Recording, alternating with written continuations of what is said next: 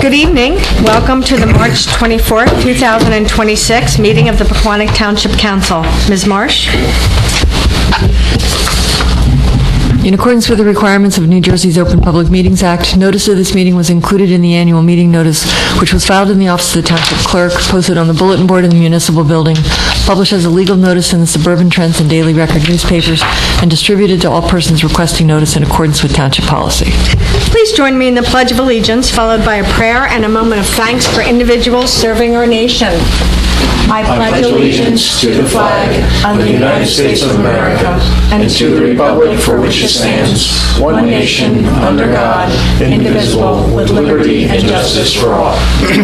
Most gracious Providence, we ask that you bless this governing body with an abundance of wisdom and understanding, so that every deliberation will result in actions which promote the common good and general welfare for all the people of Pequannock Township. Amen. Amen. Carol, will you please call the roll? Mr. Dreesy? Yeah, I'm here.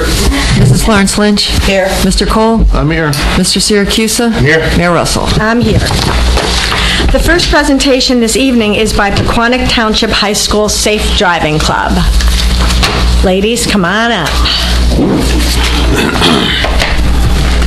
We even got shirts. I was going to say, did you bring us each a shirt? No. I'm thinking no. We'll plan that for next time. Thank you. Hey, how are you? Good, how are you? Great, thank you so much.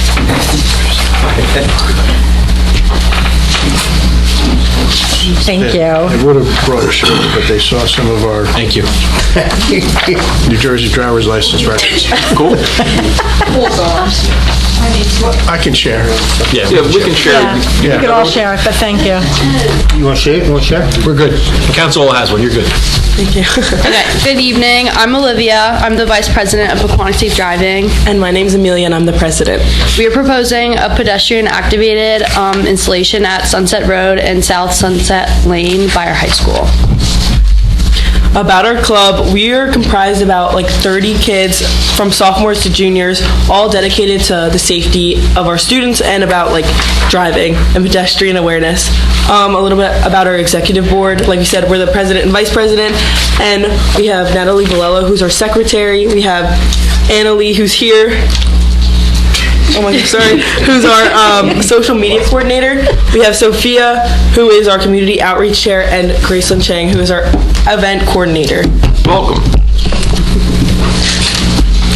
Oh, and our advisors are our great teachers, are Susan Blanchard and Samantha Santos. Continuing about our club, we are participating in the You Got Brains program from the Brain Injury Alliance of New Jersey. So it's a peer-led initiative that empowers high school students to educate their peers and communities about safe driving. So each year, participating students attend a showcase where they present their safe driving campaign and activities to a panel of judges.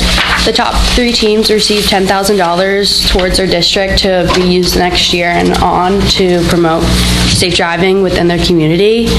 So it helps raise awareness about driving concerns, especially in teenagers, which we felt was very important since we have a lot of drivers, especially in our grade. We have one of the biggest grades in the district. So we promote advocacy and collaboration with local government to affect meaningful change in our community. Our proposal is for a pedestrian sign on one of our biggest crossing areas in the morning. If you've ever driven by the high school, on the second crosswalk when you're coming towards the high school. Right across from the gym. Right across from the gym. We don't have a junior parking lot, so a lot of our junior drivers park on Sanders, which is the road that curves, and there needs to be crossing to get to the high school each morning, and a lot of our kids usually like to come in late. Our parents like to come in late, so it causes a lot of chaos of people wanting to get on time. And if you watch, a lot of kids are darting across the road, and we've noticed that along with we talked to police earlier this year and our own security, and they've also noticed it as a issue. So we're looking for the town council's endorsement for the installation of a pedestrian activated solar paneled rectangular rapid flashing beacon at the Sunset Road and South Sunset Lane.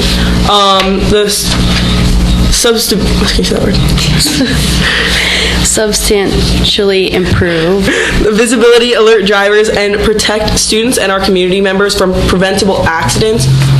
One of our main things is obviously we don't want to have to deal with things after they happen. We want to make sure our kids are safe each morning and make sure that we don't have to deal with any incidents if they do happen. So these signs are around our town already, and when we talked to police, they thought that it would be one of our better options for trying to get awareness in this area to make safing easier. That's a relatively new crossing there as it is, right? It's it's it's thinner. modified. It's a thinner. When we did the flashing lights, did we have to reach out to the homeowners? Didn't we reach out on Hopper? When we did the stop sign, these are different beacons, though. Okay.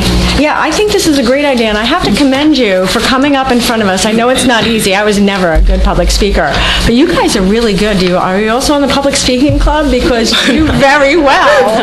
Very good job, teachers. You did very well. I don't know what anybody else thinks, but I would get behind this. Great idea. I like it. I like it. Yeah? And just for the council's benefit, credit to the club and the advisors, there was the groundwork laid before they even came here to meet with the police department, public works department, engaged engineering. So it's been reviewed by police, engineering, and public works with no concerns or objections. And it's a good initiative that will further the enhancements that have already been done in the area to try to make pedestrian traffic more safe. What do we got to do to get it done? I say yes. We are given money as part of the organization, and we've been doing fundraising.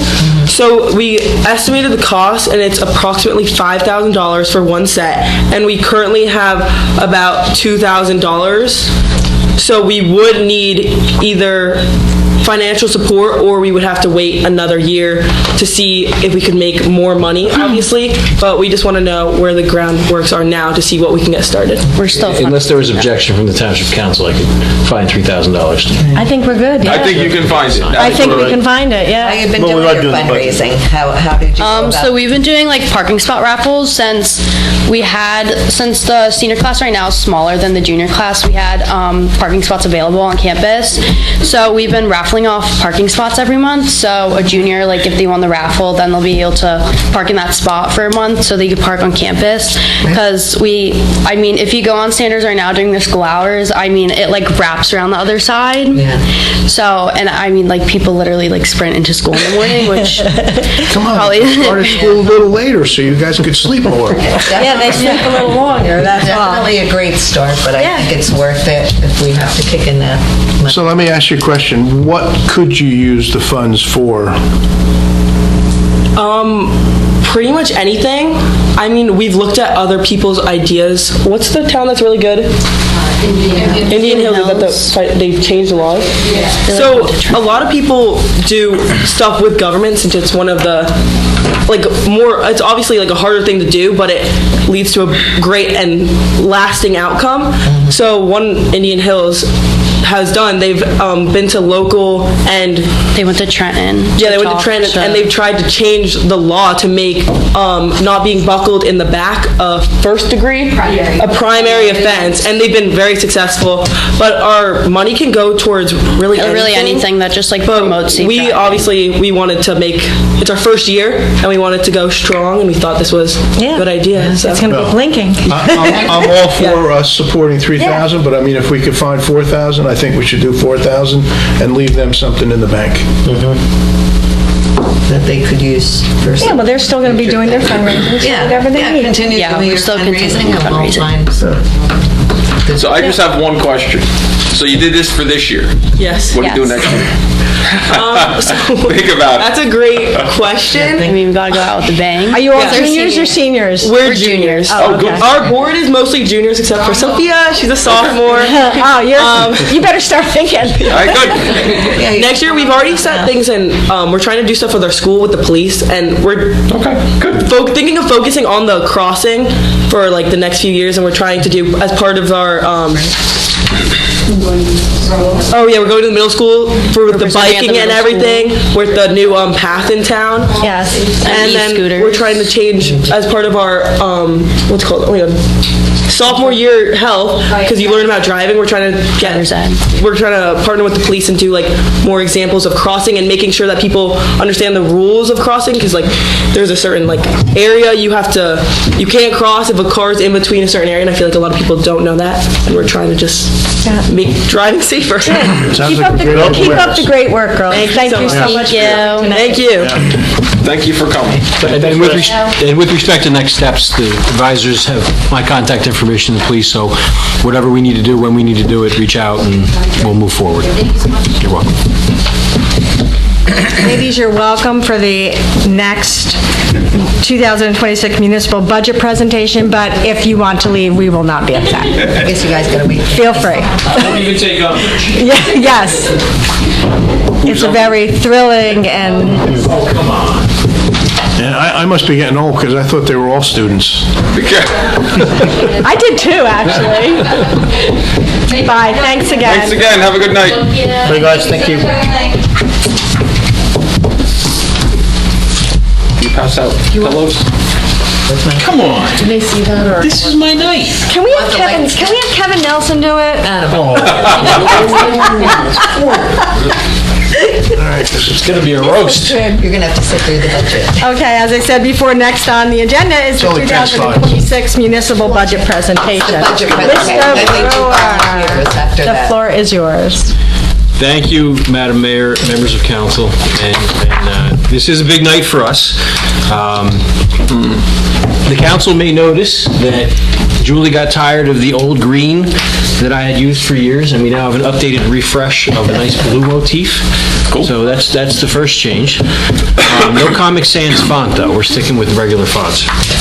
I say this is a big night because there's a lot of work that goes into this process, and the council's more than aware because the council's a big part of it.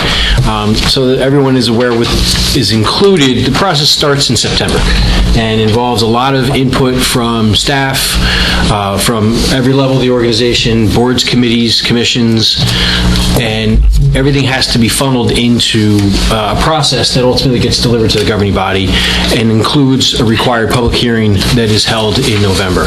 So we disseminated the budget to the governing body in February. We have our long Saturday meeting, grind over a lot of the details, had a number of follow-up meetings, and ultimately the process that began in September for us culminates in tonight, which is why I think it's very exciting, even if there are others who disagree.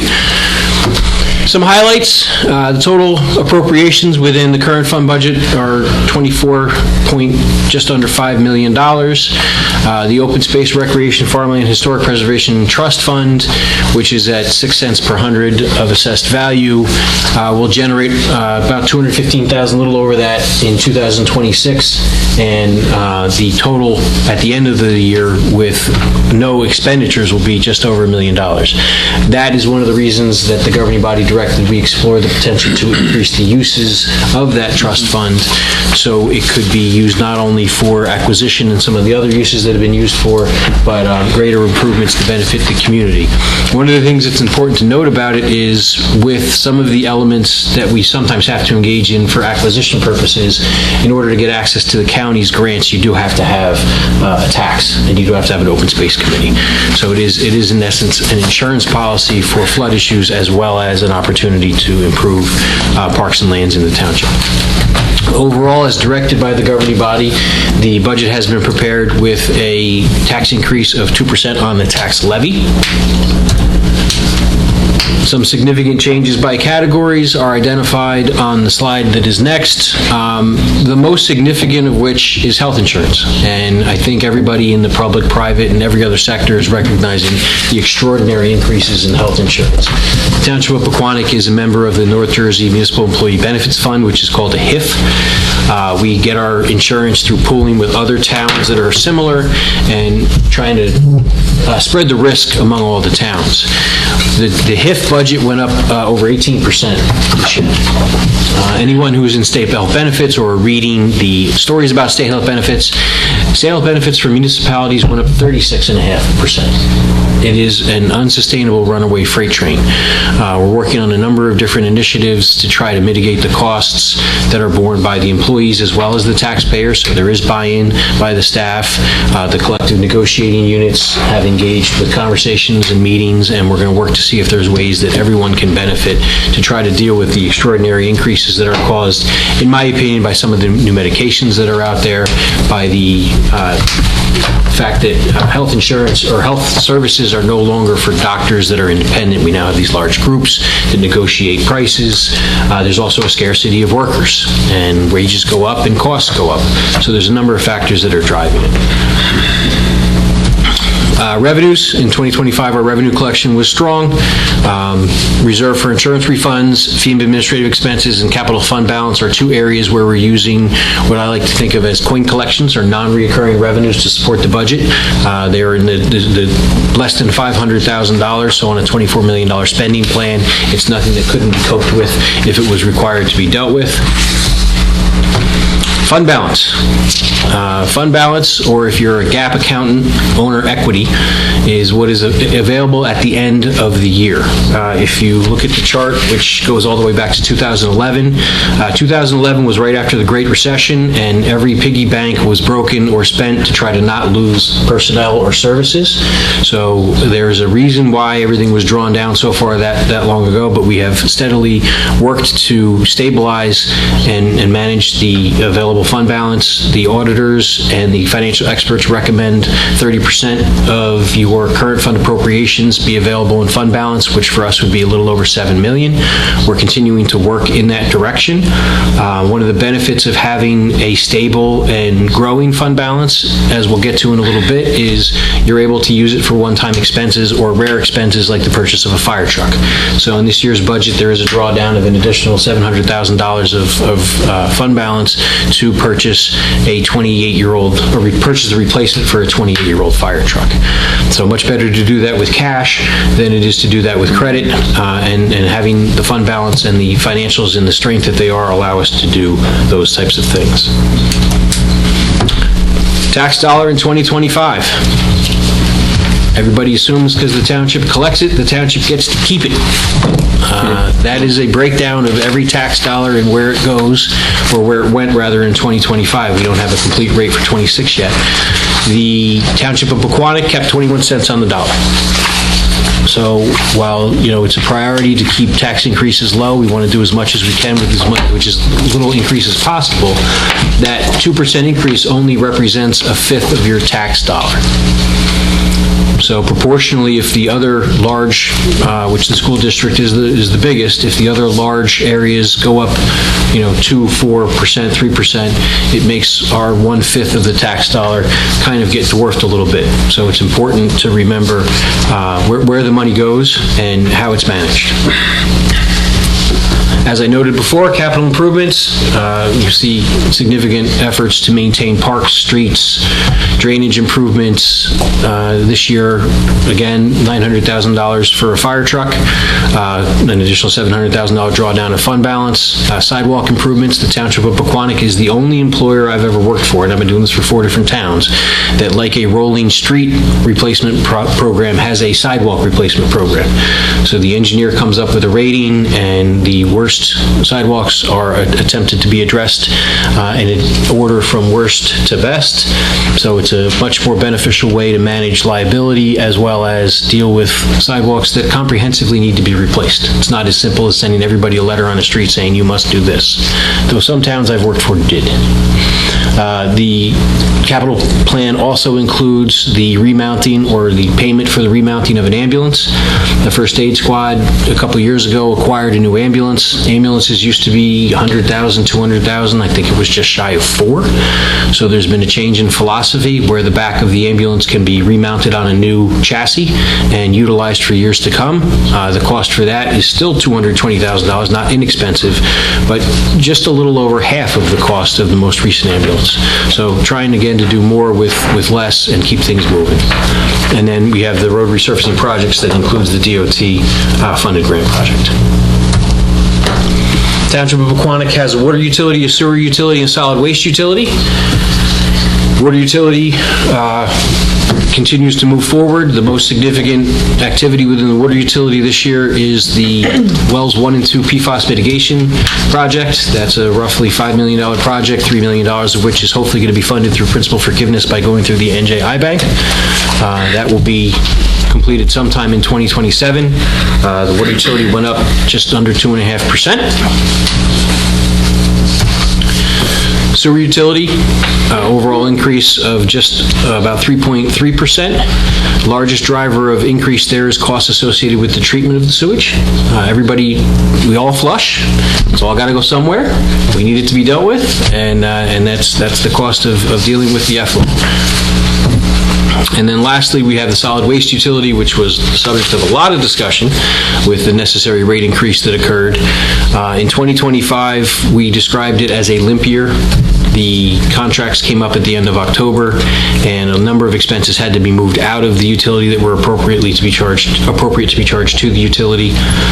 When the new contracts came up, recycling up 100%, garbage up roughly 50%, and the vegetative waste up a significant percent, but not as significant as those. There needed to be a rate study undertaken to ascertain what rates would be necessary to support the operation of the utility, and that resulted in an overall increase of 32.17%, or a huge sum of money. Crediting the governing body, again, there could have been a significant reduction in the level of service. There was a robust discussion over whether or not to have a $200 annual increase and limit services, or have a $280 increase and keep the services as they were. So it was a cost benefit, and the decision was made to keep the level of service as it was, and the contracts were awarded, and unfortunately the rates had to be increased to support those contracts. As I mentioned at the outset of this, which I tried to keep as brief as possible, many hands make light work, and the staff everybody does a little bit, so the only person who does a lot is really Julie, Township's Chief Financial Officer. She's got the heaviest lift of everything. I have the opportunity to sit here and talk about this, but the hundreds of hours that went into it, not only from the staff, but the volunteers, the governing body's input and direction through 3.5 meetings this year, resulted in the spending plan that, again, has a 2% increase projected on the tax levy, and utilities that remain stable and moving forward without any challenges to them financially. Unless there's any questions from the governing body? That 2% is approximately how much on the average household? $38 on the average assessed household of $569,000. Is that what it's 516? Something like that, 570. Julie, you got that handy?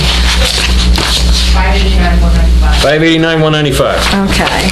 Hence, everybody does a little bit, except she doesn't. So $38 more per year for the average household assessed at $589. So, again, thank you everyone very much. It's always a big deal to get to this point, so it's like turning in the term paper in college. Very good, Mr. Brew. It's now prepared for introduction, which is scheduled for the council's consideration later on via Resolution 2026-96. Last year, the resolution introducing the budget was 2025-95. Kinda eerie. Fun fact. Thank We'll you, use Madam. it as a trivia question at the Christmas party. And everyone will love it. Any questions? Nope. Any comments? Great job. Thank you, Julie. Thank you, Adam. Thank you, Thank you, everybody who worked on this. I know all the department heads also did a great job, and it's a long process, and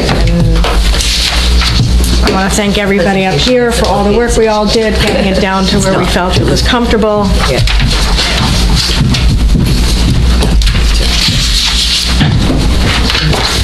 Okay, next on the agenda is reports from volunteers. At this time, are there any reports or comments from any of the volunteers serving our community? You have to put your hand up so she can call you. Go ahead. Come on up, man. I gotta follow Adam to follow the young lady. It's a tough act, Jim, you're right. You don't want to go next. They didn't even seem nervous. They were so... I'd rather follow Adam. We're good. Well, Adam didn't seem nervous either. So. Well, I'm here to discuss mayor, council, Bobby, Adam, Carol. I'm here to discuss the Veterans Banner Program that's been proposed in town. It's a banner program that pays respect to those killed in action that were from Pequannock, not Pequannock High School, but from Pequannock, of which there are 16 veterans.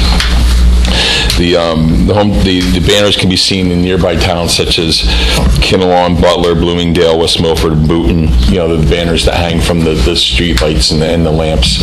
And we'd like to do that in Pequannock. And the company that we propose to use is the Military Tribute Banner Company. It's veteran-owned and operated and employs veterans. Out of the 16 banners, 12 will have to be paid for. 4 are out of respect to those killed from 1957 on during the Vietnam era. So the 12 banners times $115 comes to $1,380 with the hardware, for a total cost of just a little under $2,500. The issue's been discussed with Melissa Florence, with Adam, and we'd like to move forward with our fundraising, and we just wanted to discuss this with the town council about this taking place in our town. That's it. Any questions? Any questions, comments? What would be the next step? If We have to with fundraising yet to be determined, but the number of just under $2,500, I don't see as a great challenge. We can run a couple music bingos and a couple fundraisers. And So the Legion is going to do fundraisers? We're going to do fundraisers to cover some of the costs, yes. To cover the costs. Yeah. And what about getting them up, getting them down? Initially, I was ignorant, Right. and we had a good meeting and went over how it operates. I checked in with some of my colleagues, and this is something that the Public Works Department can do, and that's how it's handled in other Right. towns. It's put up usually a little before Memorial Day, as I understand Right. it, and taken down a little shortly after Veterans Day. Yep. And then housed over the winter in an inside protected Yep. area. So that's something that I've reviewed with Public Works leadership, dedication of resources, but it's 16, we're not talking 600. Yeah, we're not talking like, it's proposed as a 2-phase, but the second phase is obviously beyond the first phase, and the second phase would be those that were, died while in service, but that's a bridge to be crossed at a later date. The original is 16, minus the 4 that are out of respect to those killed from 1957 on. The 16 date back to World War I, which include John Lukoff, who's our American Legion Post. His name, John Lukoff, American Legion Post. So that was World War I. And both legions are on board? Yes, I've had discussions with Russ. I spoke with Russ Weiss, the commander of 450. I represent 242. And, they're on board, and he's been informed. I just have a question.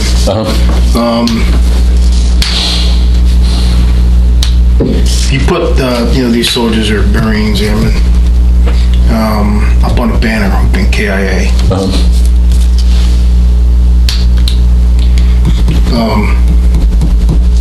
Do you think you could re-traumatize soldiers, officers, whatever, who have lost people in Iraq and Afghanistan, who served there, and every time they drive somewhere they got to see it?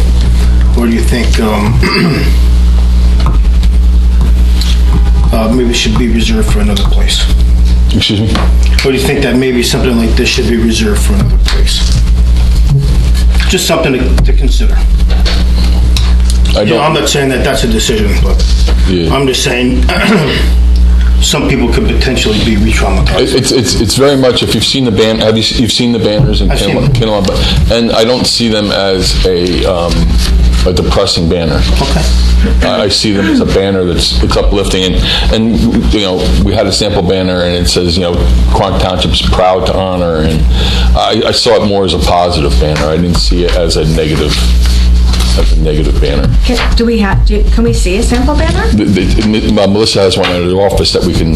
I meant to bring it today, and I ran from another meeting and forgot it. I had it over here to bring to Adam one day, but that was before he knew that he could do it. I was going to run back and get it. If you wish, at next month's council meeting, I can present the banner. Yeah, if you could. I'd like to see them. And respectfully, then I understand your concern. Yep. So, any further questions? I don't think waiting for the banner is going to delay. You guys, I think, could start fundraising, right? Yeah. Like, what do we need to do? Or do you want to see I the guess? banner before we give them the okay? I guess that's the question. We're not sure, like, what is our role? Do we have to approve? So it's the township's right of way, so the township would have to authorize or approve them to be posted. With respect to the dedication of resources, that's not going to be a problem. Public Works can do that. But it's an area that the governing body exercises control over and would necessary to issue the approval. And there was a recommendation on the size. I don't know if you brought that up. They did have 3 sample sizes. And we picked the large sizes. They're going with We picked the the larger because it goes from a respectful size to a size that's just not very noticeable. I would really like to see them. Yeah. I have no idea what I'm looking at. Yeah. And just to clarify, if it goes on the turnpike, it's the county right away, but we would work with the county to make sure Right. the approvals are there. So, I could either bring it to the next council meeting or give it to you to bring, or I could just drop it at Adam's office. Why don't you just drop it at Adam's office? And the sample that you have is the size that you... Yes. And that's correct. the size, okay. Yes, and it's a durable material, and it comes, the hardware with mounting it, and it's all included in the price, so. And the other thing you might want to mention, I know Ray has helped a lot of other towns. Raised on Kinnelon, Bloomingdale, Butler, West Milford, Boonton. Boonton had over 73 flags that were presented, and Pumpkin Lakes. And he's been involved in all those towns. And Ray, is this hardware something that you leave up, or do you take it down when you take the banners down, or? I know some towns left it up and it disappeared. People steal it for the metal. Okay. Wait, somebody climbs up a pole and steals the metal? Oh, yeah. Oh, boy. All right, well. Rich is shaking his head like, yeah, I know. No, it sounds unbelievable, but it's not. Wow.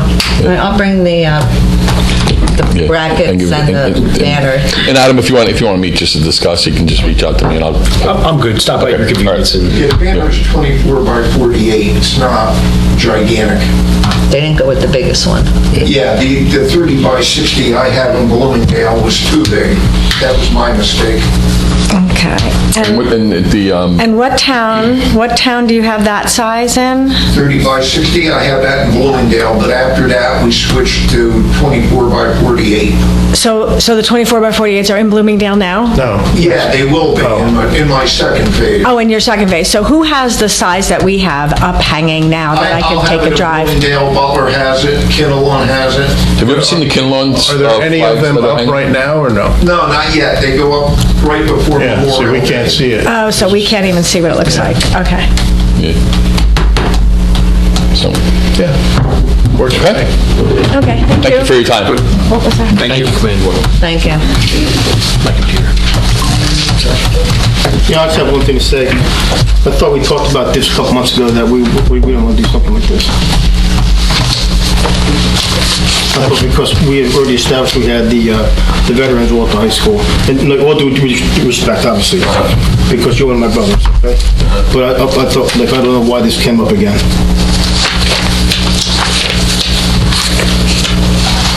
I don't know if you want to... I didn't realize I thought we had that they were I thought we had a fundraising conversation and about doing... We had a discussion, but they didn't present.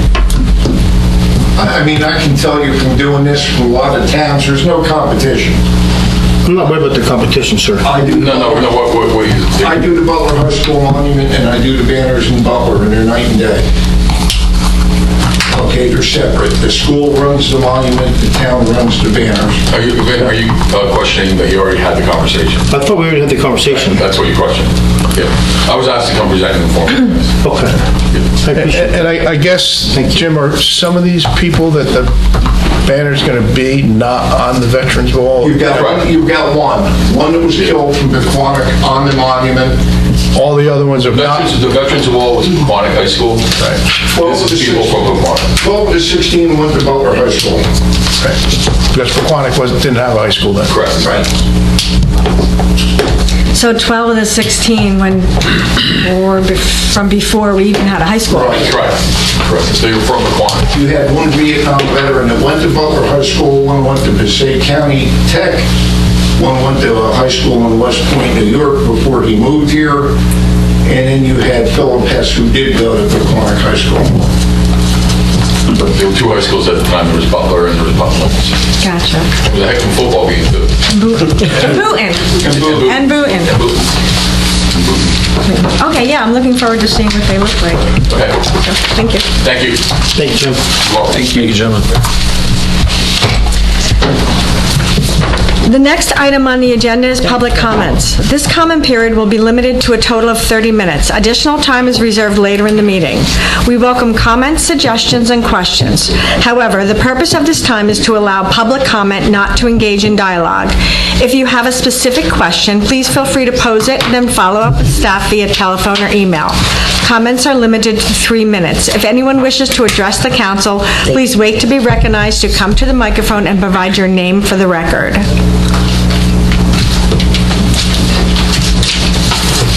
Good evening. My name is Ken Bald, 7 Carroll Place, Pequannock. I'm here tonight to propose and ask for your approval of naming the swim lanes at PV Park after the late Herb Bell. I gave to the fine council a copy of his obituary. I'd just like to add, at the bottom of the obituary, it gives more information about his swimming. I just wanted to add a few points to that.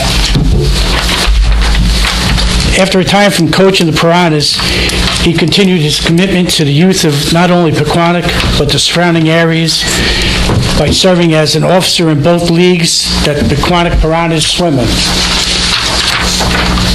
They were the Lakeland and Aramico swim conferences.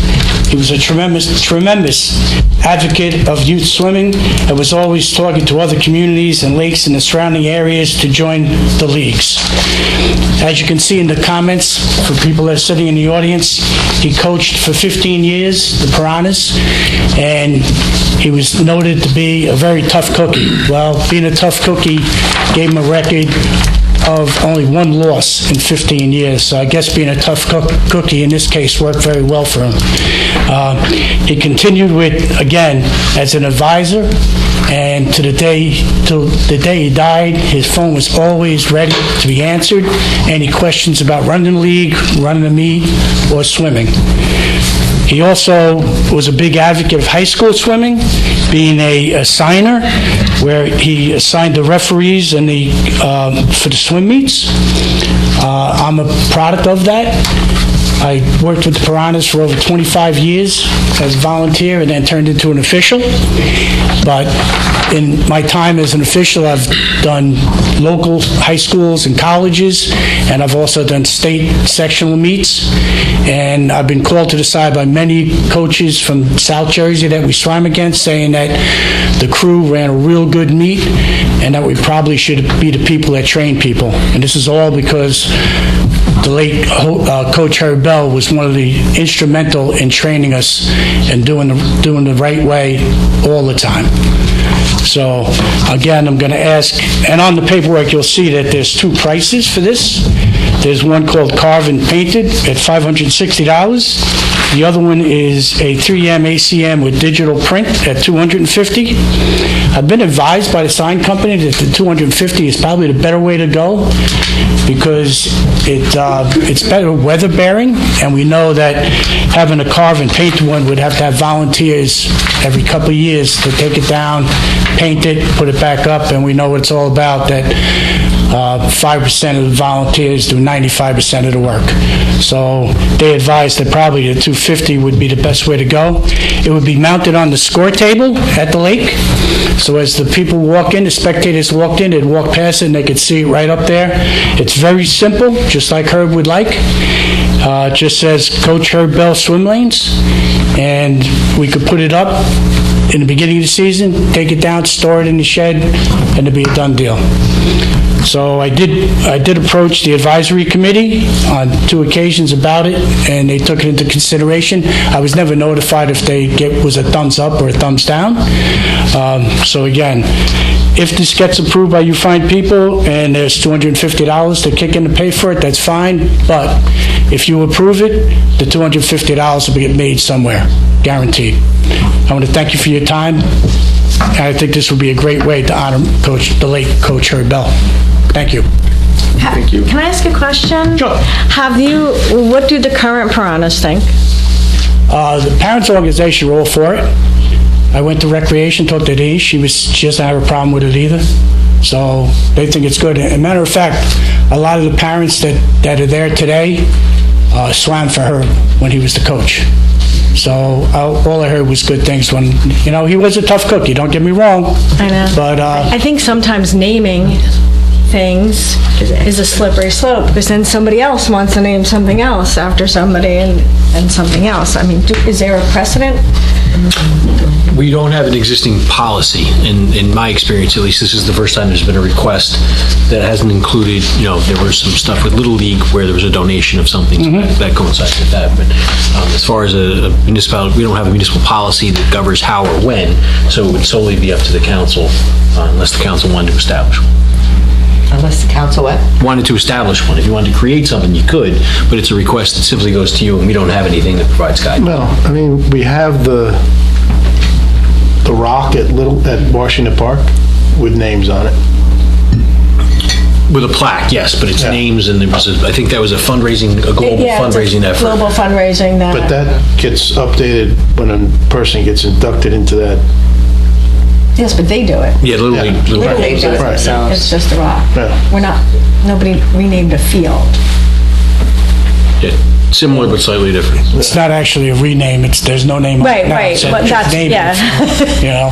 So you wouldn't insult somebody by taking a name off anything. Correct, yeah. Plus, I like the fact that it goes up and it goes down. It goes up during swim season, comes down during swim season. Yeah, it doesn't stay up, right? No, it's not evasive, it's right there, it's up on the soffit, comes on, so it's covered, but it is going to be hit by the sun, so that was another reason why they recommended the cheaper model. How did the Parks and Rec Advisory feel? I don't think they gave an opinion. We had a conversation about it. They seemed okay with it. I would want to hear more from the public first before we make a decision. Yeah, I think we should, because I'm sure he was a great guy. I had no idea who he was. I wasn't involved in swimming.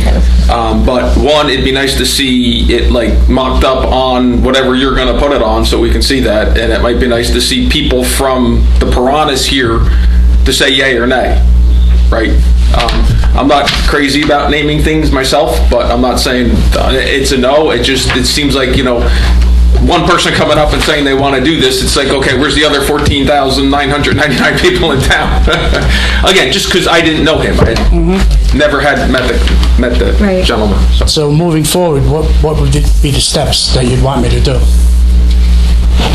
I mean, you have a picture of the sign in front of you. Well, I think it should come through the Parks and Rec Advisory thing first. Or I'd like to hear from people on the Piranhas or just, like you said, other people, and I don't know, we could ask people too, how they feel about this, whether it's a yay or a nay, before I think putting somebody's name on something is a slippery slope, because then, this person did this there, and this person...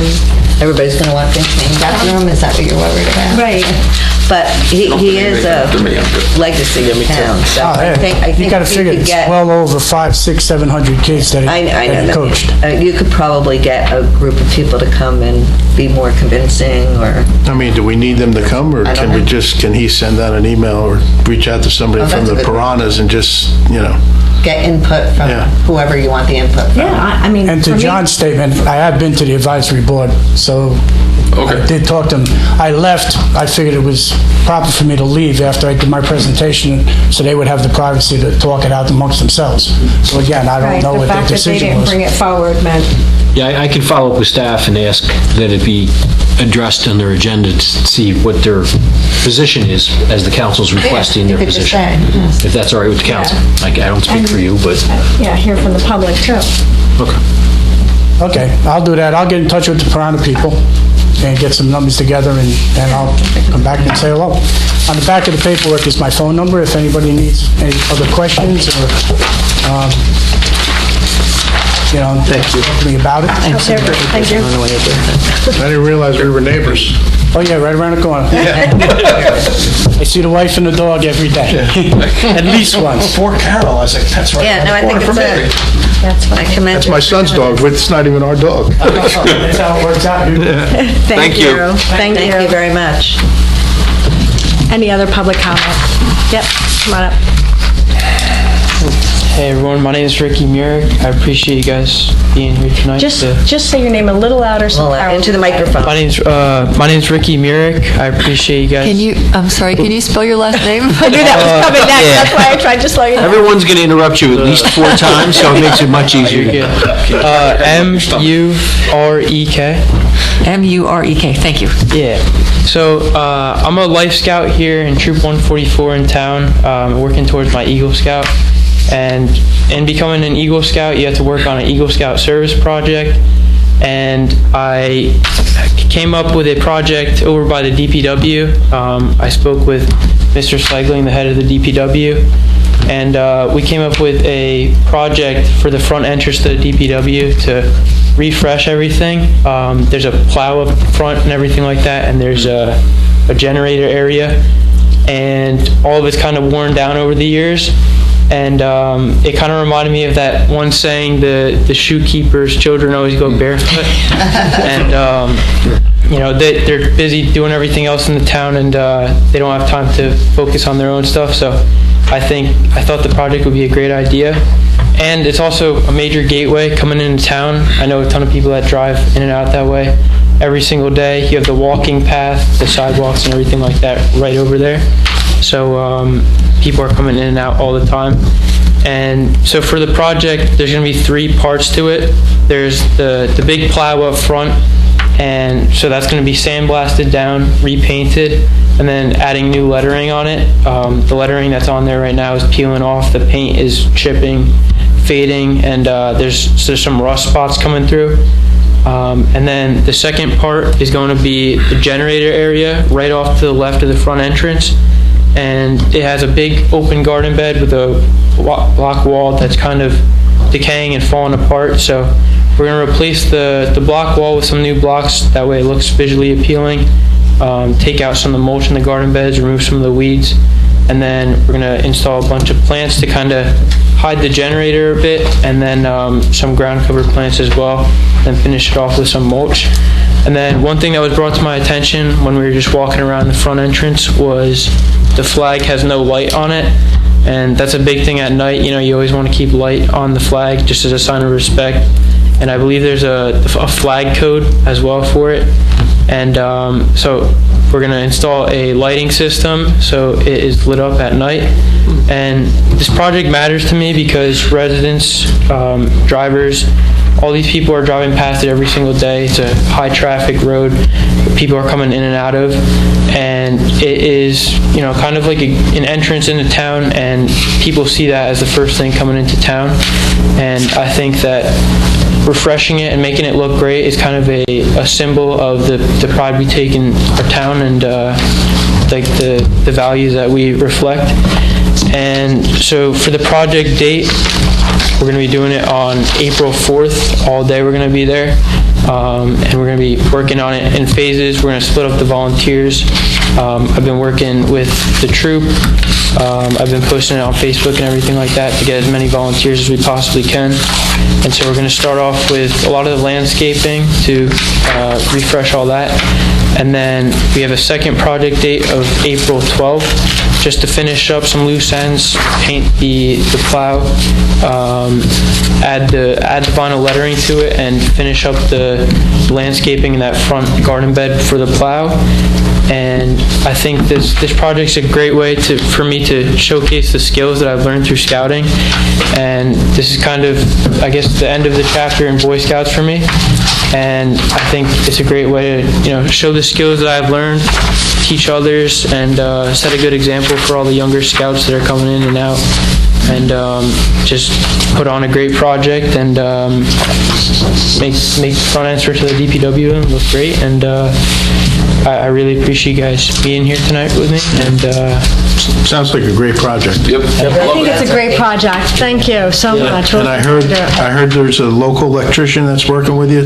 Yeah. So we're gonna work on that. So it's all set up, and then we're gonna probably work with the landscaping stuff first, and then kind of finish up some of the loose ends later on. But great. Have you already done all your fundraising? Or yeah. So we needed about $2,000 for everything, and we raised that. We hit the goal, and then I'm going to be working with some of the local businesses like Dan Como and Sons for mulch and rock, and yeah, so we're pretty much all set and ready to go on it, and I'm excited to get started on it. So That's awesome. Yeah. Yeah, you should have come to us earlier for fundraising. We would have. Yeah, really, I was gonna say, That's what I was like. I was like getting ready with my phone. Where's your QR code? yeah, but yeah, thank Well, you. give me an order. It definitely needs some love. That I'm looking at it right now and it definitely, it's that's going to be a great idea. project. And you're right, because of the walking path there, people pass by all the time. Yeah. It's awesome. Definitely will see that, yeah. And- Great idea. And then whatever planting, I'm sure you're talking to people already about, just pick plants that don't need too much. Yeah, kind of low maintenance stuff, just so, yeah. So it looks good for a long time, and they don't really have to, it's not one more thing for them to make. Plastic. Yeah, but, Great job. yes. Yeah. Thanks, Ricky. Yeah. Thank you. Thank you. Thank you. Is there anyone else for public comment? Rich? Or Well, Sharon, Sharon? Sharon's already up. Okay. Sharon was already walking. Gentlemen, thank you. Usually people slam the door whether you're a man or a woman out. Good evening, Council. Sharon Taylor. How are you? Good evening. How are you? How you doing? I'm just absorbing a lot tonight. We have a lot of great kids coming in and great presentation. Thank you, Mr. Brewer. So I just have a comment within a few questions, but when it comes to serving our country, and I'm sorry they left, but thank you for anyone that serves our country, man or woman, Army, Navy, Marine, Air Force, whatever it may be. But, in my opinion as a resident here, and Mr. Siracusa will tell you, my father died 20 years ago, John Taylor. And actually, Vinny, Mr. Siracusa, councilman, was one of the last people that saw him before he died. And I was sitting out in that truck. He had a maroon truck that Frank's gas station would repair all the time. Broken stick shift, and he'd sit under there with a cigarette in his mouth while gas was leaking out, and I'm like, I don't think that's safe, Dad. But I could tell you that he had said, when he talked to Vinny last, he said, Sharon, that's a good man. I'm proud of him. He served. And he really cared about Vinny and a lot of people in this township, and I don't think any of you knew him, but if Vinny would tell you, that man walked through this door, you would feel his presence. And he helped a lot of people. He loved a lot of people. But if he didn't like you, you would certainly know it too, right, Vinny? So, his body rests up at Our Lady of Magnificent in Kinnelon, which is a beautiful town. And my mother passed away too.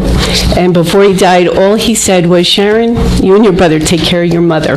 That's all he cared about. He said, through the worst of times in life, the best of times in life, he goes, I wouldn't change a thing. Just take care of your mother. So now they're together. So I say their spirits are free. But when we talk about, I know you put up a beautiful wall, and I know that maybe sometimes psychologically it could hurt when you see someone's picture, but when we put up any type of flags or any type of memorial for someone serving our country, we're doing our due diligence because they gave us the right. They all gave us our freedom. So I think the project that the gentleman was talking about is very good. I've seen it up in Kinnelon because I pretty much go every week, and when I go to the cemetery, that's what I see. And I don't get sad, I get proud. And that's how we were brought up. That's the Pequannock Township spirit. My father, he'd say, I don't need my picture planted out anywhere. But you know what he would say? Honor those that served, whether they're here alive or they die. So I support the project, and I think that you should really strongly do so because it's a beautiful thing. And I think he'd say if you want to put a name, put Taylor's Way, he'd definitely go for that, but no, he wouldn't. So I just really would like the council to consider that because it is beautiful. The flags are beautiful. You have a beautiful memorial at our township high school, and I think it's just an added way to serve our community and give back. Okay? So Second point to that, this is where you're probably going to get upset with me, but when you were talking with those young girls, it's a great project they have, there was a comment, hey, give $4,000, we'll wiggle some money. And we have our wonderful budget. Why can't we give $2,000 to fulfill those young girls' dreams of putting up a stop sign, right, and meeting their goal, and then donate $2,000 for those flags? Or more or less help this young gentleman donate $500 to him or whatever you need for it. But I'd say plant a tree, because I'm a big tree lover. Everyone knows that. So my question then to the council is, when we talk about that, where do we in our funds get that type of money?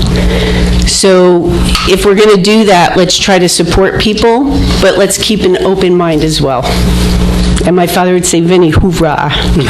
He would. Okay? Vinny knows very strongly how my father would feel. So that's my question for that. And then with the budget, I don't know if it's the right time, but when we were talking about different funds, was there any way of any type of other cost savings that was able to be worked out within your plan? Because I don't have the full budget sheet. Okay? Thank you. Thank you. Thank you, Sharon. Thanks, Sharon. Anyone else for public comment? Rich?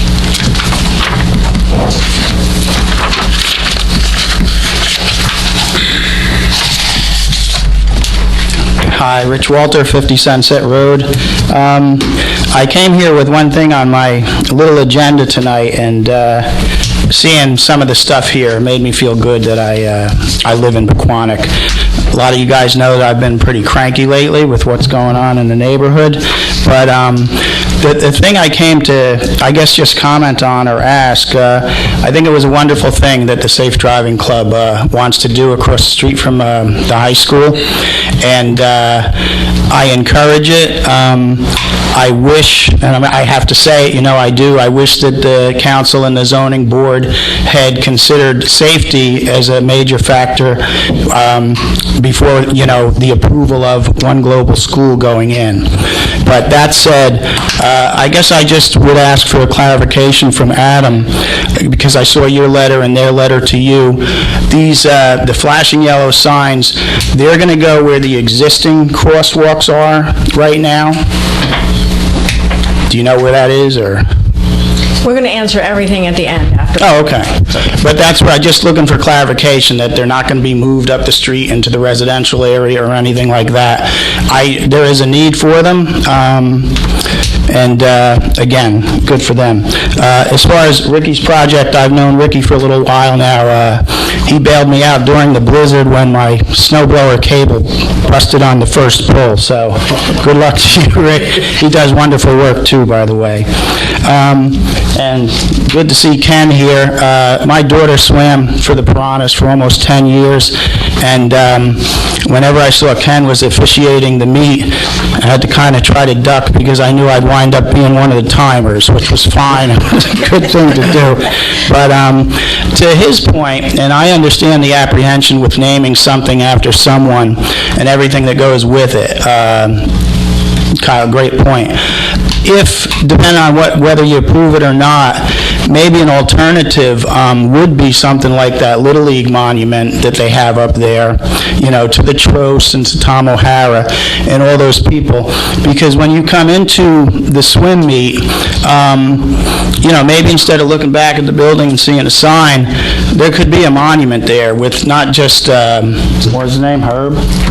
I didn't know him, but, it's a great program, and that's why we joined it, and my daughter had a lot of fun. But seeing something like that, and maybe with other names like Ken Bald on it, might go a long way. Just, just my suggestion there. And Good idea. Lastly, and it made me think with the military banners, I think that's a great idea, especially for those killed in action. Vinny, I understand your apprehension about it. My suggestion, I know Jim left, I'll probably talk to him at some point later this week, but I drive through 3 states for my job, and I see these all over, and I would just encourage, if you put them up there, to make them big enough maybe not 3 feet by whatever, but I find myself, because I have great respect for the military in America, and I find myself trying to read some of these signs, and some of them are small. And you're looking, and next thing you know, you're in an accident. That's why I wanted to But- eyeball them. Yeah, it's a good idea. And I guess they would go on the turnpike, which is a busy road, so you gotta be careful there. But anyway, like I said, I just wanted to bring up with the yellow signs, if that's where they're going, the crosswalks, that would be a great thing.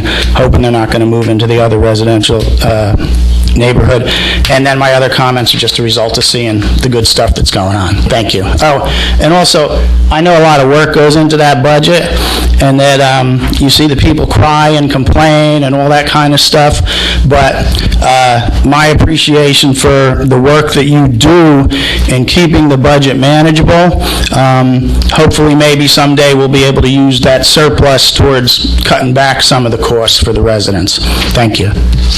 Thanks, Rich. Anyone else?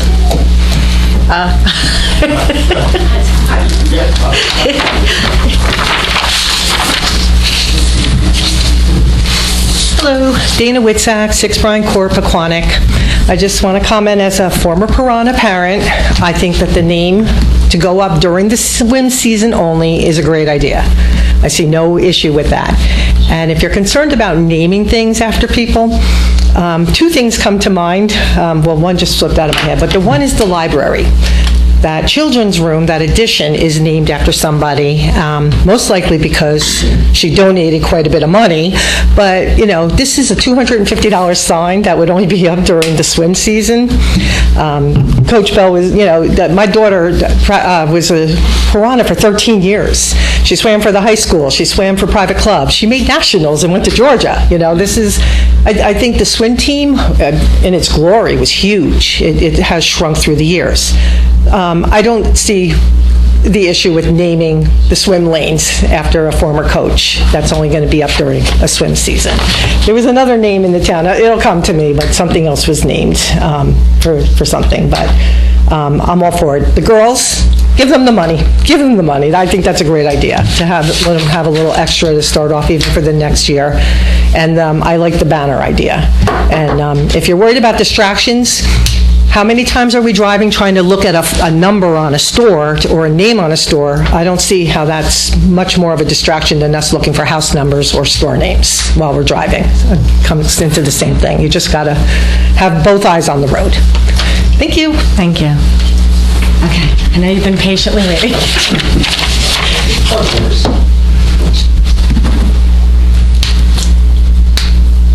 Good evening, everyone. Alex Baroskas, 8 Broom Ave. I just wanted to take a few moments again, talk about 60 Sunset. On March 1st, Councilman Cole placed on Facebook, put a post on Facebook, and he discussed the fact that 5 attorneys, one of them, which was the mediator, discussed and said that we would have a hard time winning. So my question is, under the ARUPA, which is a religious discrimination, what did the zoning board do? What did the town do? Or what did the residents of the town do that was discriminatory? I think we deserve some kind of information with regards to that. So if somebody could tell us, that would be great. That's all I have. Any other public comment? Okay, there being no additional public comment, we will continue with the agenda, but first, Mr. Brewer. I'll do my best to address the operational questions with respect to where's the money come from for the signs within the roads division of the Public Works Department. There's appropriation for signs. That's part of something we do all the time anyway, so there's existing appropriations for signage and traffic calming. With respect to the sign location, my understanding it's going to go where there's an existing fixed sign in proximity to the crosswalk. I'm not aware of any intention that would migrate anywhere else. Even I, not as a resident of the township, I'm familiar with the 15 or 20 minutes you don't want to be around Sunset. Sometimes I drive to work and I remember that too late. So I can understand why they're doing it, but I don't believe, because there's kind of a standard point, you know it, you live there, there's a standard point where most of them come and go. That's where I think it's going to be dedicated, not... They said across the street from the gym. Yeah. Yeah, I think that's good. In their letter to you guys, they said that it would be replacing the existing static sign, which is a yellow sign with an arrow, which is where it should be. Correct. So, Yes, in proximity to the crosswalk, not in, far up the road as a beacon. And I think that's it operationally for me. Okay, Unless there's anything else that I can... And with regards to the library, she paid for that. That was a donation that she left quite a large amount of money to pay for that addition. That was fully funded by her money. Much like the sign on the baseball field was. Same thing, it was donated.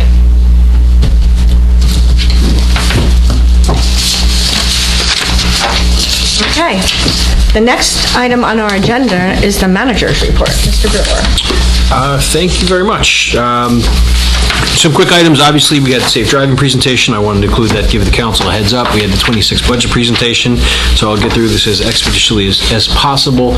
The council has for its consideration tonight 2 agreements between the township and the borough of Lincoln Park, both of which are extensions. One is an existing agreement where we provide construction, official, and building subcode services, and the second is for fire subcode services. Why are they 2 different agreements? Because it's typical for a construction official to also have a fire or a building subcode license. They may not necessarily have fire, so if we ever have a change in personnel, the 2 agreements make it easier to manage that situation. It's worked well over the last several years. The borough has already ratified the agreement, so I look forward to the council's potential approval of that. We have for discussion the Open Space Trust Fund amendment process, which was previously discussed and is now amplified by the inclusion of a draft ordinance that Mr. Oostdijk prepared for the council's discussion and potential direction to move forward with introduction. And then 2 quick items, not in my written report, but just to bring to the council's attention. I had a conversation with staff about the Zoning Board of Adjustment. There was a resignation from the Zoning Board, and I understand there may have been some submissions of interest, but unless the council objected, the Zoning Board of Adjustment needs to have a set number of people in order to hear certain applications. So when there's a vacancy, that can create a hardship if someone's away. They can't necessarily seat 7 to give an applicant the full opportunity to present a case where you need 5 affirmative votes to approve it. So I don't know what the council's position is, but if the council's all right, based upon the request of the board chair and the staff, maybe that can be scheduled for the next meeting, and if Ms. Marsh has them, if there's any interest, can send it out? I will, yes. Okay, is that all right with everybody? Yes, that sounds works good. for me. Do you want to discuss it at the, who the appointment would be at the next meeting? However, I think in the past, the resolution's been prepared without a name, and it's been sent out, and the council selected, so whatever the council's pleasure is. Then we discuss it using numbers. That's fine. Instead of names. And I also understand there may be some challenges with the Shade Tree Commission, too. There may be some vacancies there. So I just wanted to mention that. And then the last thing, I did follow up as the council requested with respect to the street fair with the president of the Chamber of Commerce. She and I met the next day in my office. They have some homework to do, and they're going to be getting back to the governing body and the township with what their intentions may be moving forward. Unless there's any questions about my report, that's all I have in addition to the budget, which I would happily present again if everybody wants to sit Of course you will. Thank you. Are there any questions from council? Everybody good? Okay, there are no public hearings scheduled for this evening, and there are no ordinances scheduled for introduction. Next on the agenda is Resolution R 2026-96, approving introduction of the 2026 municipal budget. Are there any comments on this resolution from council? Okay, I just want to thank everybody for meeting again and going with it, and I know we had a lot of back and forth with it, but I think we got a really good budget, and I'm very proud of the work that we all did, and Adam did, and Julie did, and everybody on this dais. Except for you, Bob. You really were on my pleasure. Is there a motion to adopt this resolution? I'll make a motion to adopt Resolution 2026-96. May I have a second? Well, second. Roll call, please. Mr. Dreesy? Yes. Mrs. Florence Lynch? Yes. Mr. Cole? Yes. Mr. Siracusa? Yes. Mayor Russell? Yes. Next on the agenda is the remaining resolutions. Ms. Marsh? This is a long one. Beginning with Resolution R 2026-97, approving the designated special event permit for the Oktoberfest. 98, authorizing the execution of a shared services agreement between the Township of Pequannock and the Borough of Lincoln Park for construction official and building subcode official services. 99, authorizing the execution of a shared services agreement between Pequannock and Lincoln Park for fire subcode official services. 100, confirming the designated memberships in the Pequannock Township Fire Department. And just a correction, it was sent out with Emily Fuentes, should be in Company 1. R 2026-101, authorizing the acceptance of a hold harmless agreement from Carol and Anthony Wells at 31 Hilton Street. 102, authorizing the acceptance of a hold harmless agreement from Antonio Ortiz and Olivia Lee for 31 Woodland Place. 103, authorizing the submission of an application to the 2026 Morris County Historic Preservation Trust Fund Program, approving matching funds in the amount of $31,396, and authorizing the potential grant agreement with the County of Morris for construction documents for landscape restoration at the Martin Berry House. R 2026-104, authorizing the discretionary award of a contract for the paving of the Marvin Road parking area to Haskell Paving Incorporated in the amount of $24,795.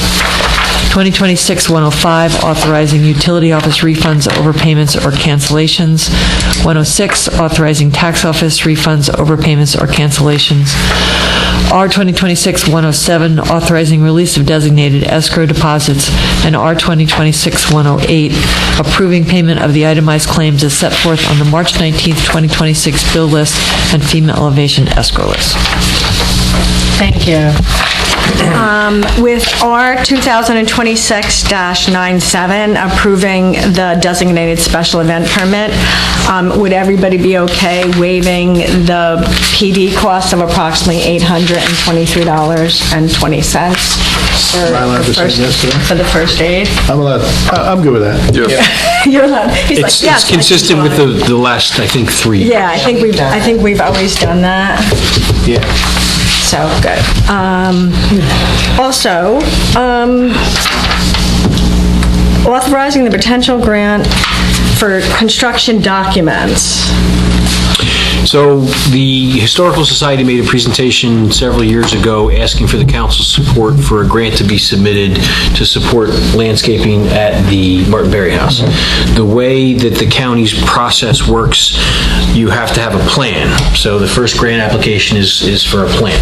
So that's what's being completed now. The second phase of that process is to submit for construction documents, and hopefully that's approved by the county. If it is, then you submit for the actual construction. So it's 3 different elements to every component of it. There was some discussion at the time with the Historical Society. Candidly, I noted some concerns, but the direction was given to proceed with the process, and this is phase 2. So matching funds is $31,000. So the total for the landscape restoration, just the documents, is $160,000, and the projected cost of the landscaping based upon the plan is over $600,000, which includes driveways and parking and other site work. That's a lot of money. It's a lot of money for a plan. That's a lot of money. It's an extraordinary amount of money. I got a pen. Yeah. Yeah, that's a. And I know how to use it. What our DPW could do with that money? Yeah, right. Over there. $750 million gets a lot of landscaping.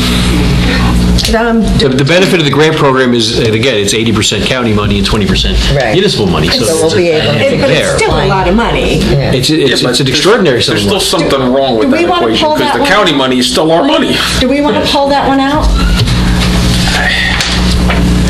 How else can we get this done? Grant applications are due by the end of March, so if the council pulls the resolution, it eliminates our ability to submit a grant in a timely fashion, which is your prerogative. I just want to make you aware. And we've already put money towards the first phase. The plan has already been... And how much did we pay already?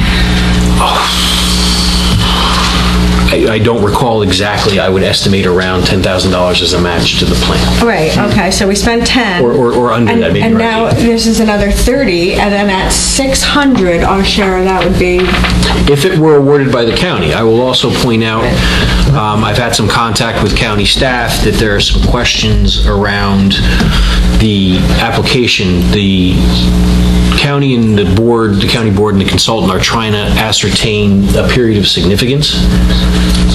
right. We don't have the gardens at Versailles.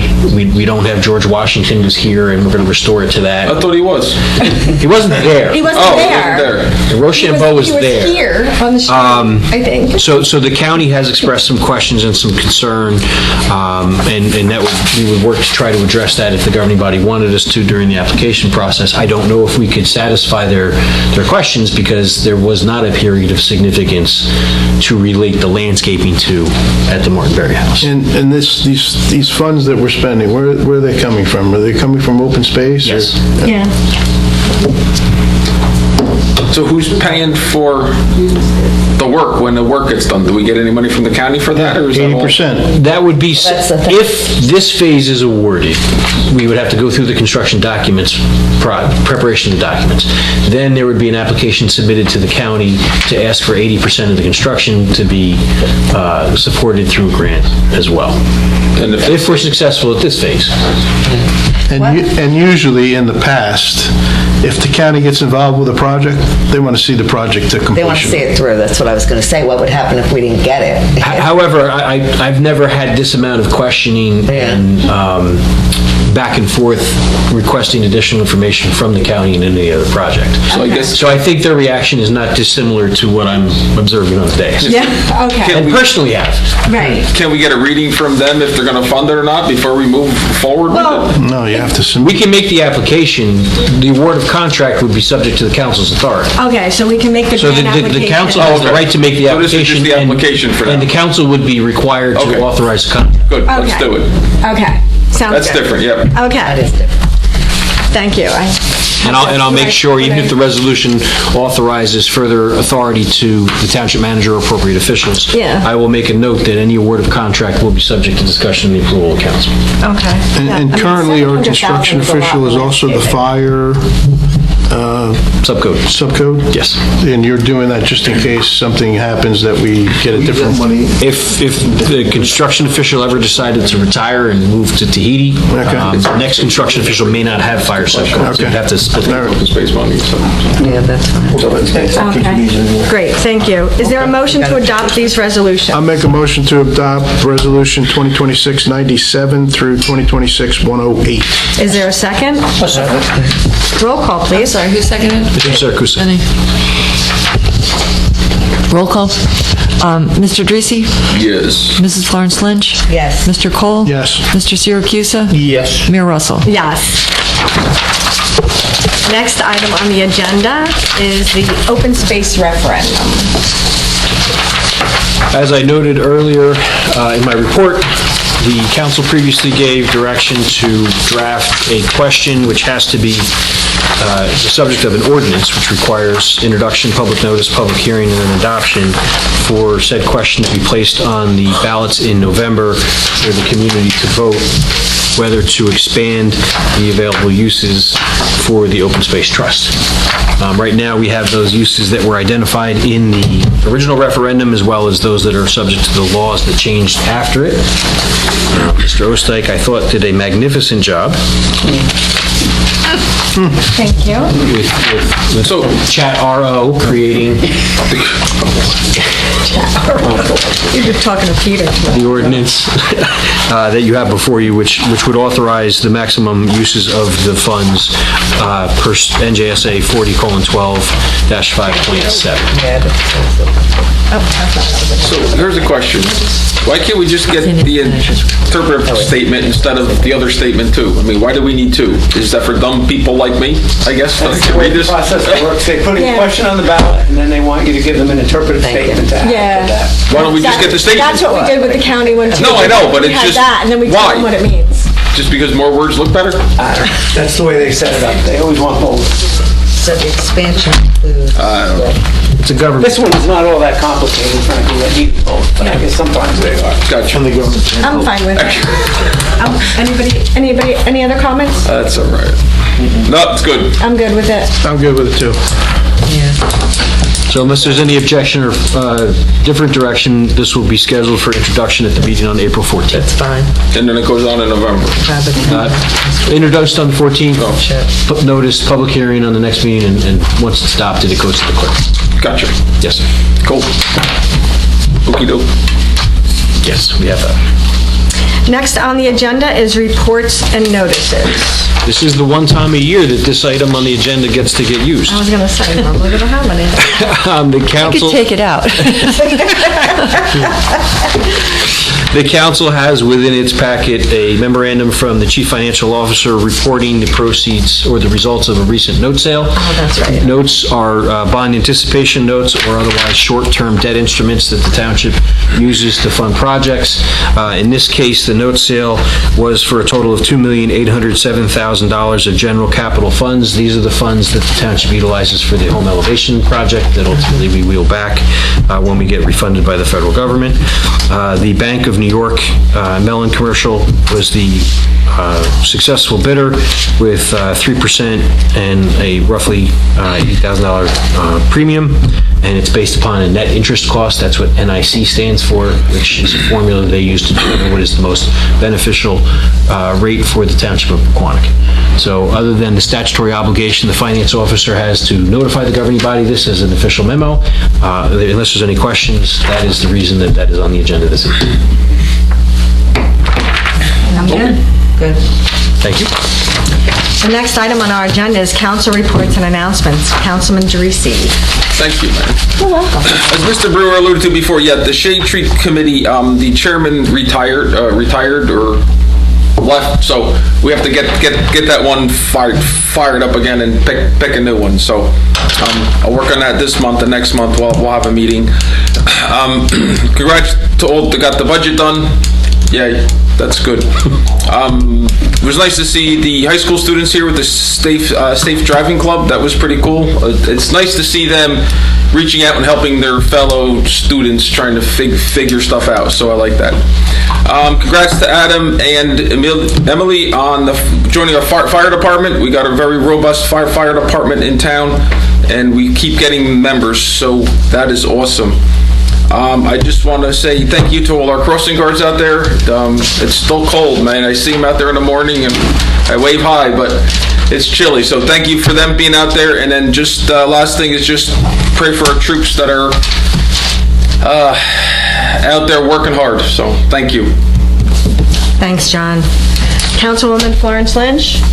Yes, I also wanted to say congratulations to Adam and Emily for becoming members of our fire department.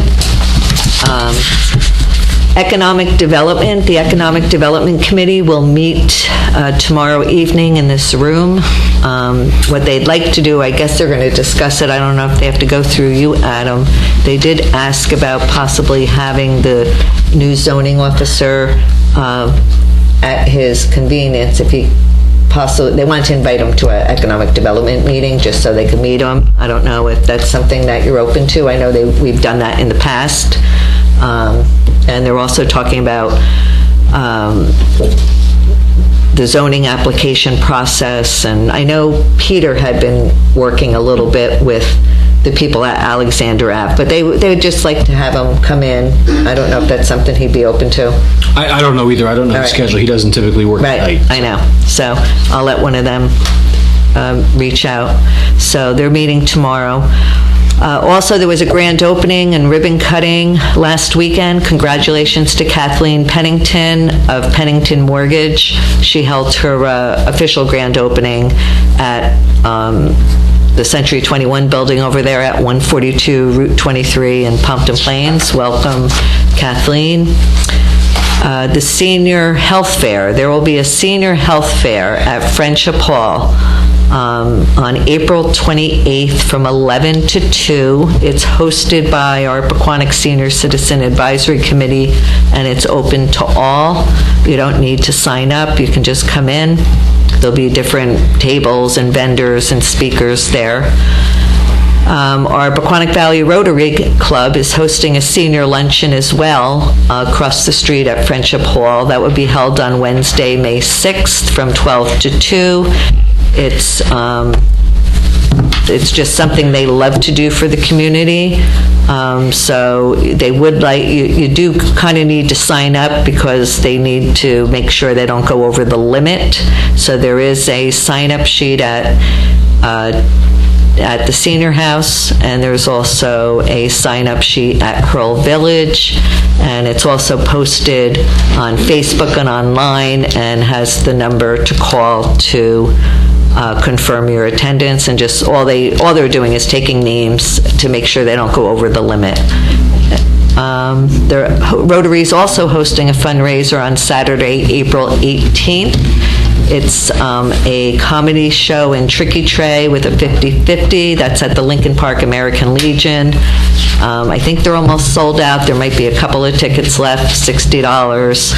But Rotary does a lot, and the fundraising is to help all their endeavors, scholarships, and everything else that they do. And the Chamber of Commerce is holding the Shop the Town. That's on June 3rd from 11 to 3. So a lot of the businesses will be like kind of doing like out there on the sidewalk, and you can stop into each store or along the sidewalk, because a lot of the shop owners, if they don't have a shop, there's going to be spots where they can go on the sidewalk as well. So that'll be open to the public. So, what, the Shop the Town? Yeah, that sounds like it's like... Yeah, no, it's, the Shop the Town is the business owners. Isn't it the 13th? I wrote, why did I write April? Oh, you know what, I might have screwed that up with the Rotary. Because I asked about the carnival, and the carnival is from the 2nd to the 6th, and they said it was the weekend after. All right, I'll have to look at that date. I thought I had it right. Oh, you know why? Because I took it off of here, unless this is old. Unless they moved it. I had the Shop the Town on June 13th. Is that what I said? No. You said the 3rd. Oh, you know what? I'm sorry. I'm looking at the wrong thing. No, it's June 3rd. I apologize. I thought 13th. So June 13th. I'm sorry, guys. Yes. So people are going to be out. The shops will be open, and they're encouraging people to come into the shops. Oh, okay. So they're going to be outside in front of their shops. I think there's going to be a trolley, too. And there's going to be a trolley. There was last year. Yeah, and there's going to be a trolley. So the trolley will arrive 11 o'clock. It'll run till 3. It'll bring people up and down from Pequannock to Pompton Plains to visit different shops, and they kind of have like a scavenger hunt type of thing to encourage you to go to all the shops that are open. So, but what I'm saying is if you don't have a storefront, but you're a chamber member and you want to be a part of it, they can give you a spot. So you can set up a tent and a spot. Yeah, especially down by like Panther Park. Okay. Yeah. All right, you already mentioned the street festival, so I won't go into that.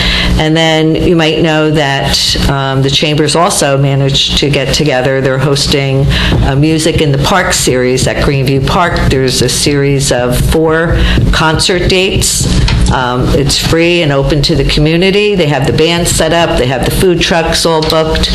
And any chamber members can have a tent space during the event, and there's still sponsorship opportunities available. Those dates are May 28th, June 4th, June 18th, and August 20th. And the concerts are for 2 hours from 5 to 7. So they didn't want to make it too late or too early, so they thought that was a good time to do it. And that's my report. Thank you. Thank you. Councilman Cole? All right, I attended Grains of Hope a couple weeks ago. That was a great event again. They do a great, tremendous job. Tons of volunteers. I'd just like to especially thank the high school football team for going on Saturday and helped the setup with that. So again, thank you to everyone, all the volunteers that did that and all the people that came out and packed. And just congratulations to our 2 new fire department members, Adam and Emily. And that's all I have. Thank you, Mayor. Thank you. Councilman Siracusa? Yep, so no, we didn't have many meetings between the last meeting and now. However, let's see, I want to thank the team for getting the budget together. I know that sometimes we go back and forth on where we should be at, right? Considering today's costs and, trying to anticipate tomorrow's costs and kind of find, what works for everybody, so people aren't overburdened later on. So I think we did a great job, Adam and the team, getting, doing a deeper dive and finding out and just really, tearing it apart and seeing where we can just improve, which is what we are tasked to do, and we will continue to do that. Secondly, great job to the high school students identifying a need for safety in that area with the current traffic conditions and all the young drivers, right? So any more awareness in that particular area will certainly improve safety, which is the primary objective there with the police in the town, right? Third, so the banners. I'm going to touch on this real quick. Yeah, I got a little sensitive about that because, because it happened, and and it's not great, okay? And there's a lot of people who look at that, and, not just what happened in the past, but what's going to happen in the future. How many people from town might be on those banners? All right, so that's just a consideration. I just want to see, is there another option? All right, so that's all. But otherwise, great idea, great concept, excellent execution. I've seen in other towns, it's a beautiful thing. And Mr. Taylor, man was tough as nails. I'll tell you what, when Mr. Taylor pulled in, you knew you better be dressed. Otherwise, you were not going to have a good day. Otherwise, that's all I have. Thank you very much. Thank you very much, Vinny. April 11th is the river cleanup, Mayor's River Cleanup. We usually meet at 9 a.m. in the senior house. If you have some extra time, come in. It's actually a fun afternoon. April 18th is the Library Fest from 11 to 3. It's their second annual. If you haven't been over to see the new and improved library, it looks gorgeous. They did a great job. Pop in and see it. We have new rooms, new ropes, new everything. Next on the agenda, hopefully, will be new bathrooms, so we'll get hopefully to that end of this year, beginning of next year. Congrats to the new members of our fire department. Our volunteers, we always say this, they're the core of our township. They do so much. So when we get some, you might be like, why is everybody saying that? Well, we do appreciate them. And every time we get a new member, whether it be fire, first aid, or one of our committees, we're lucky to have them. We're lucky to anybody who stands up and comes in and has an idea for us to do something or signs up for one of our committees, and we do. And those girls were wonderful, and it was great to see them, great that they're coming up with stuff, and I just love it when the kids come in and talk, whether they say stuff good, bad, or indifferent, or they have ideas. I think it's great when I see kids get involved. And that's it. Thank you very much. Next on the agenda is public comment. As a reminder, we welcome comments, suggestions, and questions rather than dialogue. Comments are limited to 3 minutes. If anyone wishes to address the council, please wait to be recognized to come to the microphone and provide your name for the record.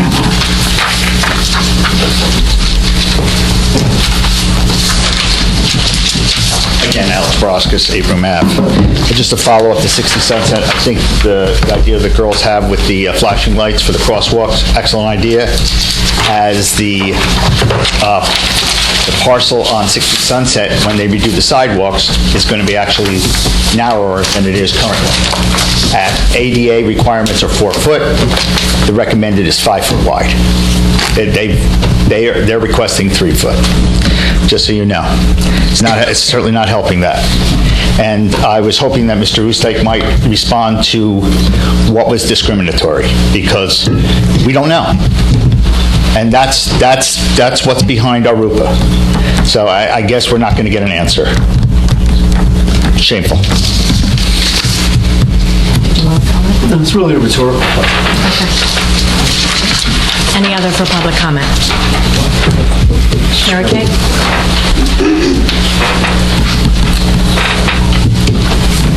Mary Kay Schwerman. I want to support Vinny's aspect of the banners. I have a picture in my mind of these banners, if they are on the turnpike, sort of being claustrophobic. Now I have no idea what the banners look like. I've not seen them, but that's what I have in my mind.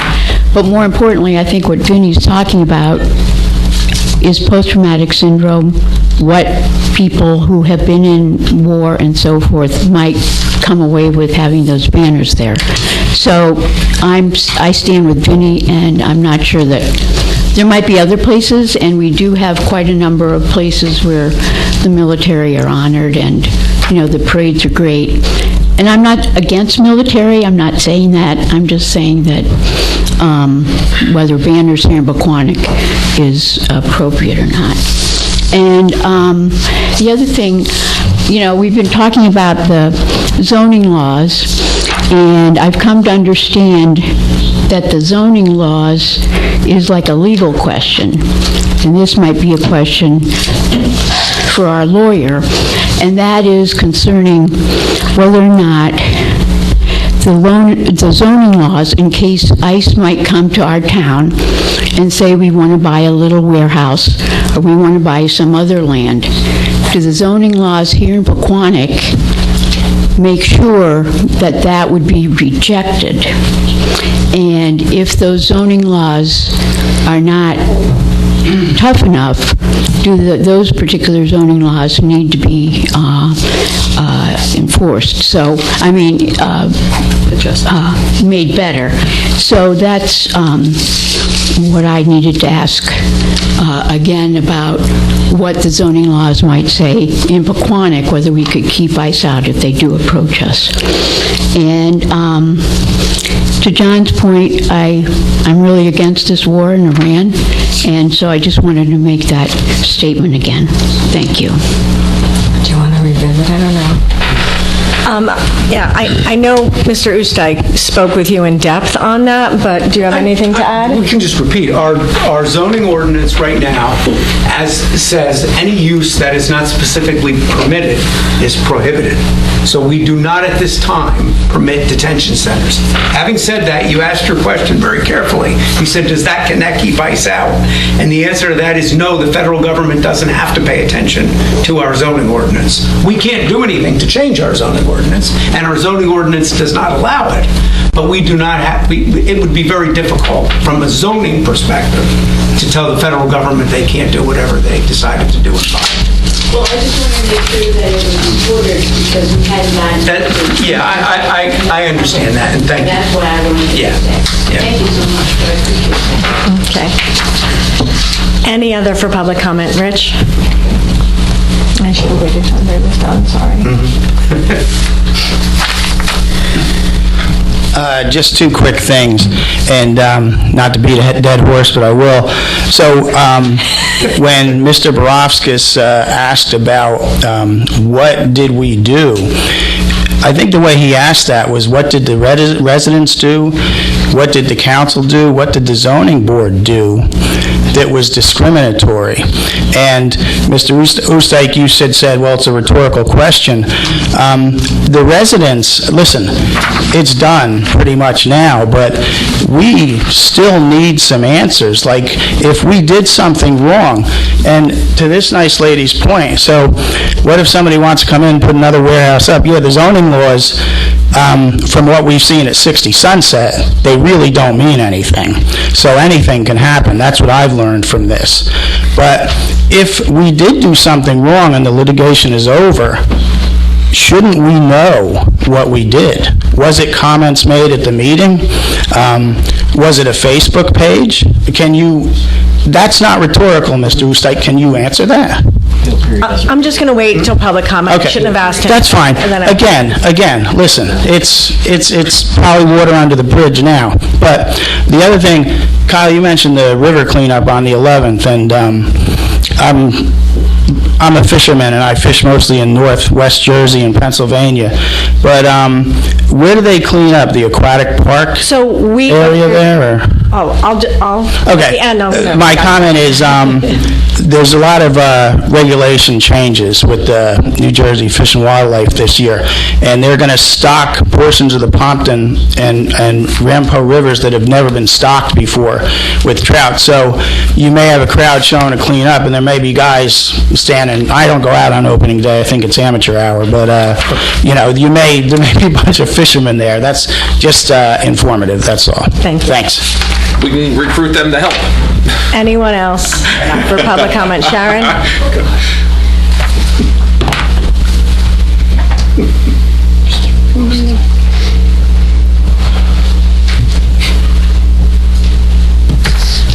Hello again, Council. Just another quick question that came to my mind. We were talking a lot about driving safety, what's being implemented for the kids in the township on bike safety.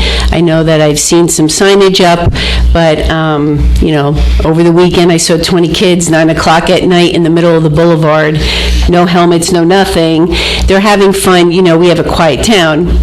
But on a legal standpoint, if something happens and then we're investing in all these signage for drivers, is there something more that we can get out for the kids? And I know last year, Mr. Brewer, you checked on that, but just a reminder, because we like to advocate for safety in the township. And then speaking of fishing, when does Woodland Lake get stocked this year? Because usually you guys announce that. And once again, though, just a personal comment, also kudos to this young gentleman, because I know it was brave of the young girls to come up and speak, but any Boy Scout that makes our township well, and if you need any support, you let me know, okay? All right. For the whole meeting. I know, that's what I was, and that's what I say, a lot of people, they want answers, and I felt so bad because everybody left, and it was a very good meeting tonight. It was, I think, more positive. Some things that happened over the past year, even with the 60 Sunset, it's a shame what happened.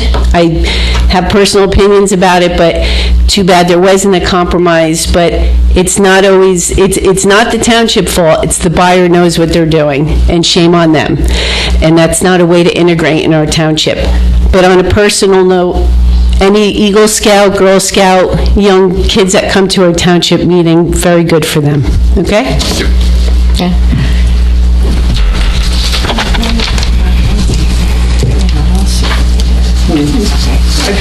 Okay, well, first I'm going to respond to this thing. Okay, so public comment is officially over.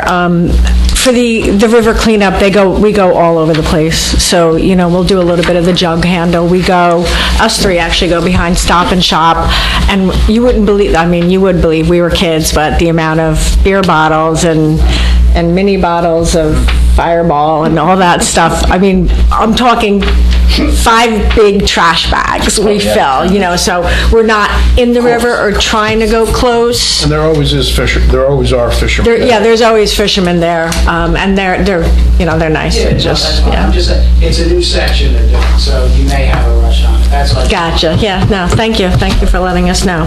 And Bob, if you want to address. Well, first I'll note that we are still within the appeal period, so we're going to be very careful about how and what we address. So at this moment in time, I'm not going to say anybody did anything wrong, and I don't think I ever would. The word discrimination is in that law, so that's where, what did we do to discriminate? The word comes in, but the law is really focused on the fact that when dealing with zoning issues, there is a federal policy which says, as a general rule, these kind of institutions get a leg up in zoning. And if other variances are approved routinely in a municipality, that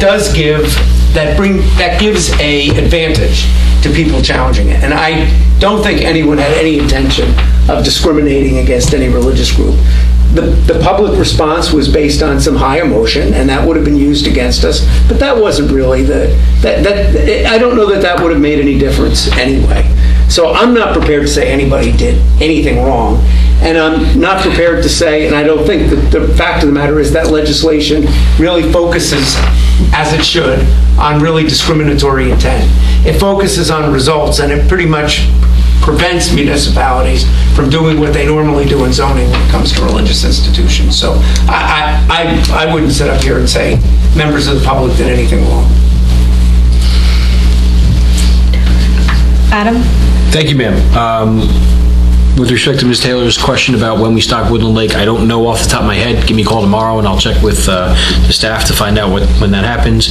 And regarding bike safety, the police department and a lot of different arms of the municipality, especially with the legislative change locally with the ordinance and the state, have done kind of a comprehensive approach to educating through the schools, partnering with Dr. Portis and his messaging. I was 13 once, I'll just pick a number. I did a lot of dumb stuff. I made it here. Unfortunately, a lot of us did that.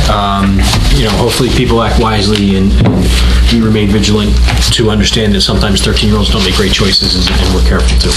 And I think the girl said that they were going to PV school to talk about bike safety. Yeah. That's part of the whole. Yeah. They do that as part of their. Those motor scooter bikes that, Well, that new law that the state passed, I think is definitely gonna. It'll be effective Yeah, this summer. so. that's good. That's good. Okay, everybody good?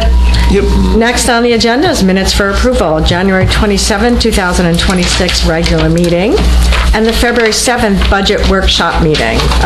Councilman DeRisa, you're abstaining from January 27th. Okay. Are there any comments on these minutes? Nope. Is there a motion to approve these minutes? I'll make a motion. Go ahead, Ben. I'll make the motion. Second? I'll second. All in favor? Aye. Any opposed? I accept where I can't be an aye. He's a maybe. I abstain. We don't have any executive? Yes, we do. Yes, we do. Oh, wait, where are we? Sorry. Next on the agenda is a closed session discussion. Is there a motion to approve a resolution authorizing the Township Council to meet in executive session to discuss a personnel issue and matters of attorney-client privilege? What he said. Second? Me. All in favor? Aye. Opposed? At this time, the public portion of the meeting is recessed for closed session. Thank you all for coming and staying. And staying. Staying.